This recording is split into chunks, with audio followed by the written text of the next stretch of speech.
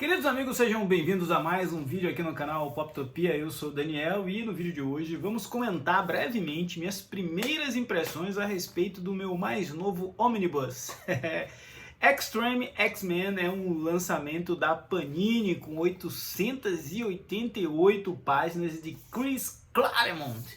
O nosso querido CC, ele retornou para a Marvel, principalmente para X-Men, mais ali menos no começo dos anos 2000, junto com o relançamento da franquia que estava rolando em função de aproveitar o hype do filme, né? E de um lado a gente tinha Grant Morrison escrevendo os novos X-Men, com Frank Quitely, Igor Corday, Evan Silver e tudo mais. E do outro a gente tinha esta equipe do Chris Claremont fazendo com que os fãs imaginassem que ele ia retomar aquela áurea passagem dele pelos X-Men. E tem bons momentos nessa HQ, eu vou comentar um pouquinho daquilo que eu lembro, e tem momentos que eu acho que também são bem pontos baixos da carreira do Chris Claremont. E tem uma parceria longeva dele aqui com o Salvador Larroca, né? Esse Omnibus reúne Uncanny X-Men 389, X-Men 109, e depois já começa o Extreme X-Men do 1 ao 24, mais a minissérie X-Men Extreme Savage Land, ou seja, Terra Selvagem, do 1 ao 4, X-Men Anual, X-Men Extreme Anual número 1 e X-Men Expose 1 e 2. Ou seja, tudo que saiu de X-Men Extreme no primeiro momento está aqui. A gente tem aí acho que dois ônibus lançados lá fora, porque tem uma segunda metade dessa série que aqui no Brasil tinha sido publicada até então apenas pela Panini nas revistas mensais X-Men Extra. Agora chega de enrolação, já senta o dedo no like, já confere aí as primeiras impressões deste tijolo de aventuras mutantes que chegou por aqui.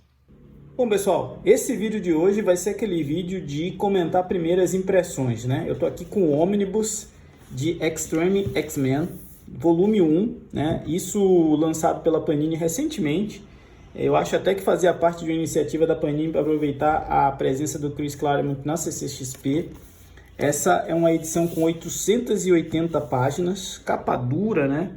E reúne diversas séries que saíram histórias dessa equipe. Eu vou já tirar a sobrecapa aqui para a gente comentar a respeito deste grande encadernado, né? Tem aqui um logo diferente. É interessante comentar que Extreme X-Men é um título que corre paralelo aos novos X-Men do Grant Morrison, né? O hype do filme dos anos 2000 fez com que a Marvel resolvesse utilizar esse visual estilizado, com roupas pretas e tudo mais, e fizesse esse relançamento da franquia. Então o Morrison, um relançamento que veio na esteira de um outro evento que já estava rolando, que era X-Men Revolution, né? Onde os personagens estavam até com uniformes já tinham sido alterados há pouco tempo, só que Revolution não foi o sucesso que a Marvel esperava, mesmo tendo Chris Claremont, Len Neal, Francis Yu de volta, não deu certo. Uma das coisas que aconteceu nesse momento aqui foi a morte de Moira McTaggart, e a gente vai ver essa série começar justamente com o professor Xavier se lamentando, se despedindo dela, e mais pra frente a gente vai ver a equipe se dividindo, né? Uma parte dos X-Men vão ficar na Mansão X e vão ser escritos e vão aparecer lá nos novos X-Men do Morrison, com o Quitely, Igor Corday, Ethan Shiver e vários outros artistas, e a outra parte da equipe fica com a Tempestade e vai partir em uma missão. Mas antes de começar a missão da equipe da Tempestade, a gente tem meio que aqui uma história de Natal dos X-Men, que é algo também bastante folclórico no cânone da equipe, né? Sempre no run do Chris Claremont, ele fez questão de escrever essas histórias onde o time está todo reunido para celebrar algumas datas, para ajustar algumas pontas, e a gente vê alguns eventos acontecendo, como por exemplo o final do namoro da Psylocke com o Arcanjo. O Arcanjo teve alguns problemas financeiros ali, foi despejado da casa dele. Ao mesmo tempo a gente vê o Wolverine no Japão, a gente vai ver... o Wolverine com a Víbora sempre foi uma obsessão do Claremont, né? Colocar os dois juntos. E também tem a Vampira com dificuldade de lidar com os poderes do Ciclope que ela tinha absorvido, né? E aí, esse é o pontapé para a Tempestade falar que ela teve contato com os diários da Sina, né, a Irene Adler. Esses diários eles são perigosos e tem informações que podem ser importantes para os mutantes. E aquela escala esse time para ir atrás desses diários e traz a Tessa, a Sábia, que também a gente vê recentemente como uma integrante da X-Force na fase de Krakoa. E a Sábia, ela era uma personagem que trabalhava com o Sebastian Shaw no Clube do Inferno, né? Então o Claremont ele resgatou algumas personagens da passagem clássica dele, né? Aqui a gente vai conhecer os novos vilões que ele quer apresentar. Acho que um cara chamado Vargas, né? Que tem um interesse muito grande também nas coisas da Sina. Mas a gente percebe que essa trama aqui ela era bem mais aventuresca, bem mais com cara de quadrinho de super-herói do que o Morrison estava propondo lá nos novos X-Men, né? Rapidamente vocês percebem que a Psylocke terminou o namoro com o Arcanjo, já engatou o namoro com o novo Pássaro Trovejante, né? Que era um mutante indiano, se eu não me engano o nome dele é Neil alguma coisa, Neil Shiro, alguma coisa assim. A vampira passa a utilizar esses óculos porque os poderes delas estão completamente descontrolados. O Bishop é um cara meio tático da equipe, então tem um lance de um time mais operativo de campo, um time mais investigativo, né?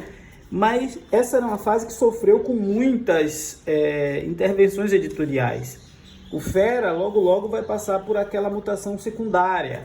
Então já nesse primeiro arco aqui, ele vai ser afastado dessa equipe para ser cedido ao Morrison e trabalhar lá com eventos como Wave de Extinção e Rebelião no Instituto Xavier, por exemplo. Os cachorros do vizinho estão animados hoje.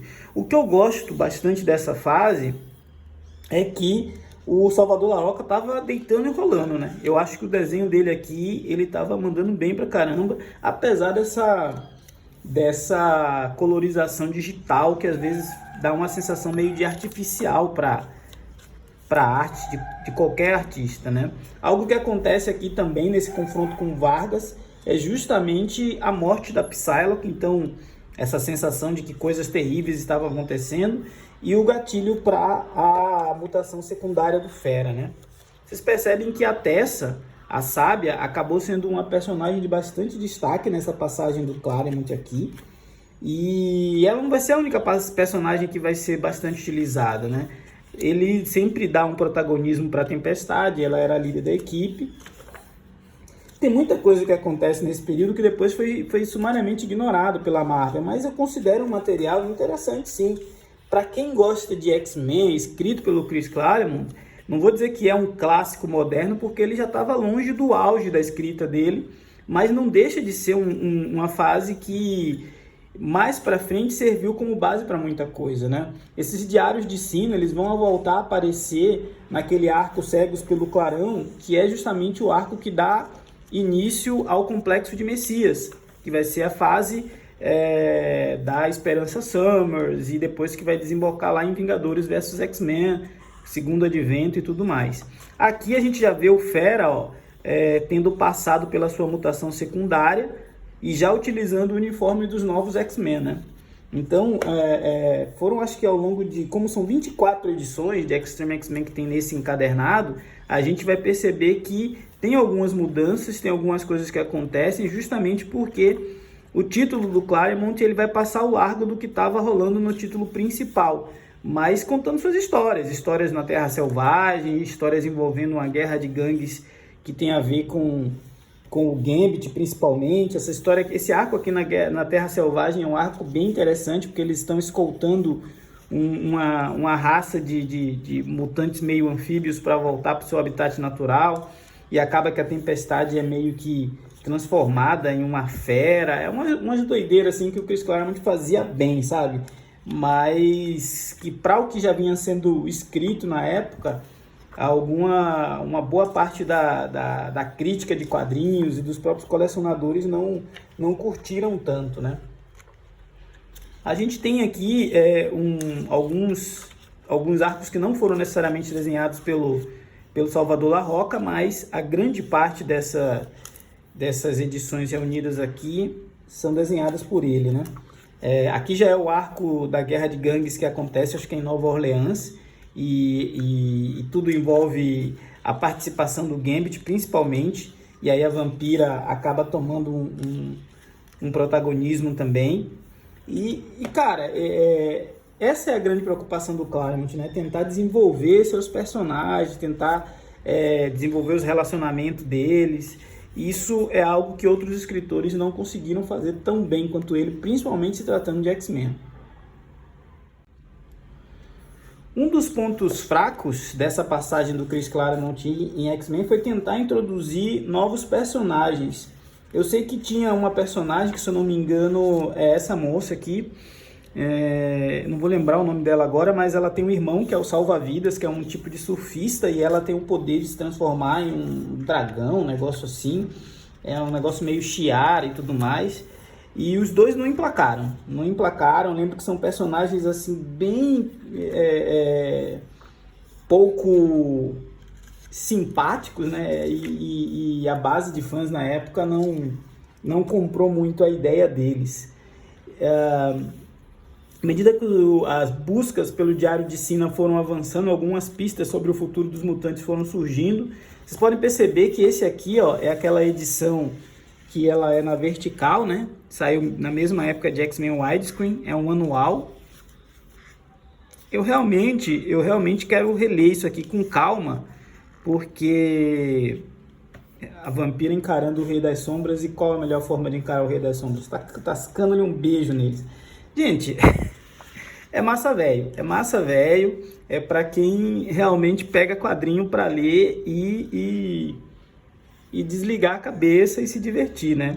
Aqui a gente tem alguns arquivos de uma organização chamada Voz da Humanidade, com fichas dos principais mutantes, né? Dos X-Men. E aqui a gente vai ver o retorno da Kitty Pryde, que estava levando uma vida, se eu não me engano, ela tinha abandonado os X-Men para tentar voltar a estudar e tudo mais. Enfim, essa fase, ela tem as suas curiosidades. É um material que, se eu tivesse que escolher, de assim, isso aí saiu em ônibus, não sei se eu acho que é o melhor formato, mas o que eu posso dizer é que agora está lançado. Óbvio, né? E que, para quem gosta de X-Men, para quem é completista, é um prato cheio ter a oportunidade de poder ter isso. Porque saiu quando? Isso aqui saiu em X-Men, X-Men Extra, grande parte disso, só na revista mensal, logo quando a Panini chegou aqui, lá para 2003, 2004, 2005, 2007, e depois acabou, e nunca mais isso aqui foi relançado, né? Nunca mais isso aqui foi relançado. A gente tem aqui o Vargas como grande vilão desse arco, desde o primeiro arco até o final. Essa luta aqui da Vampira e do Gambit contra ele foi um negócio que eu lembro que gerou um certo impacto na época. Esse cara era um mutante invencível também. Mas eu gostava muito da participação do Bishop e da interação quando tinha assim, esses encontros, né? Do Wolverine, que estava lá na equipe do Morrison, do Fera, que estava na equipe do Morrison, da Dinho, com esses mutantes que estavam aqui com essa equipe do Claremont, né? Para matar a saudade, porque nessa época se tornou algo muito raro esses crossovers entre as duas equipes. Inclusive, a Tessa, né, a Sábia e o Bishop fazem uma aparição nos novos X-Men do Morrison durante a investigação do assassinato da Emma Frost. E aí é um negócio legal porque eles assumem realmente o papel de polícia mutante, né? Eles estão investigando, inclusive, os crimes que aconteceram na Mansão Xavier. Eu acho que o Salvador Larroca é um desenhista bem bacana para X-Men, de muitos que a gente já teve. Ele é um cara que entrega legal. Só que ele ficou marcado também por uma fase que foi a fase do Chuck Austen. Eu lembro que ele escreveu com o Chuck Austen e aquela fase é temerária, assim, é horrível, horrível. Bom, vamos ver o que tem de extra nessa edição, né? Uma entrevista com Chris Claremont. Esse vídeo não é um review, é apenas primeiras impressões, baseado naquilo que eu me lembrava. Alguns conceitos de criação de visual, novo layout para os personagens, Fera, Pássaro Trovejante, Sábia, Bishop, Vampira e Gambit. Você vê que todos eles têm um look meio tático, um look meio operativos de campo, né? Quase um Authority da Marvel. Enfim, gente, eu não vou dizer que esse material ele é essencial e fundamental, mas é um material interessante sim, viu?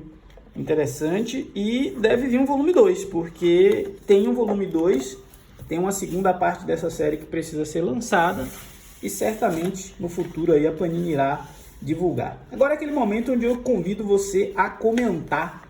Você está no hype?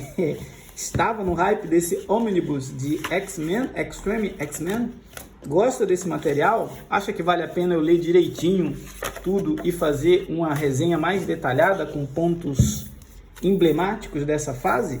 Comentem aí. Afinal, a gente está aqui para falar de gibi. Falar de gibi é sempre muito bom. Forte abraço. Até a próxima.